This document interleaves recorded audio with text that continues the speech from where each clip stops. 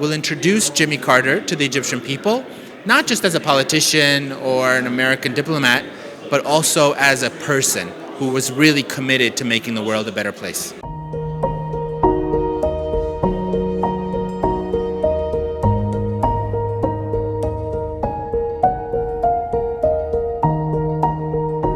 What we at the U.S. Embassy wanted to achieve with this exhibition, which celebrates Jimmy Carter's 100 years of life, is to really show how he can be an example to all of us of what one person can accomplish.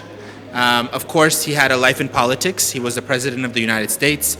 He did incredible work towards peace with President Sadat.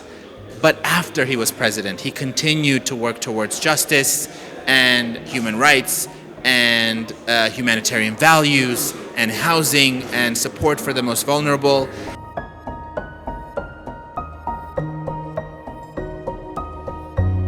So again, I think Jimmy Carter left an incredible legacy in the United States of somebody who was committed to showing the best of America to the world, because he represented the best of America as an American. And that's what we want to show today, that these values continue, and they are a strong foundation for the partnership between the United States and Egypt. Together, we are working towards peace and stability in this region. Together, we are working towards economic growth to help the most vulnerable populations. Together, we are working towards a better world for all of humanity.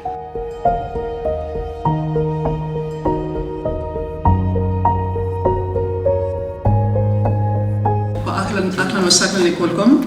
أنا سعيدة جدا بحضوري معكم النهاردة بمناسبة مهمة جدا، عشان بكرة هو عيد ميلاد الرئيس الأمريكي جيمي كارتر المئة، وهو الرئيس رقم 39 الولايات المتحدة الأمريكية اللي امتدت في فترة مهمة جدا، فترة مهمة للأمريكان للمصريين لكل المنطقة في نهاية السبعينات.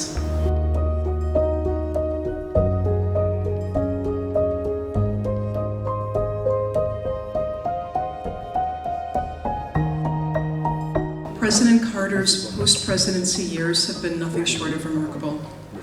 He has been a tireless advocate for humanitarian causes and a champion of people in need around the world. Importantly, he also focuses attention on the challenges and flaws at home in the United States. He combated racism and poverty in his own home state of Georgia through his efforts in building housing for the poor via the organization called Habitat for Humanity, in fighting against the structural racism and segregation that we saw in many parts of the United States in the 50s and 60s. During the Camp David talks in 1978, President Carter and President Anwar Sadat forged a close friendship. They were two men with a lot in common. They came from rural backgrounds. They came from the south of their respective countries. They were men of great faith and great humility. They established a very deep and enduring connection between Egypt and the United States. As a diplomat, I remember President Sadat bravely took a chance to make peace with President Carter's full support. I am awed by the magnitude of the efforts, because it wasn't easy then. And I'm reminded every day how important it is that we uphold their legacy in the efforts today to create a ceasefire between Israel and Hamas. And Egypt and Qatar are to be commended for their extraordinary efforts in this regard. Egypt has tried from the beginning, from this time of this partnership between Carter and Sadat, to create a region that has economic prosperity, stability, and dignity for all people.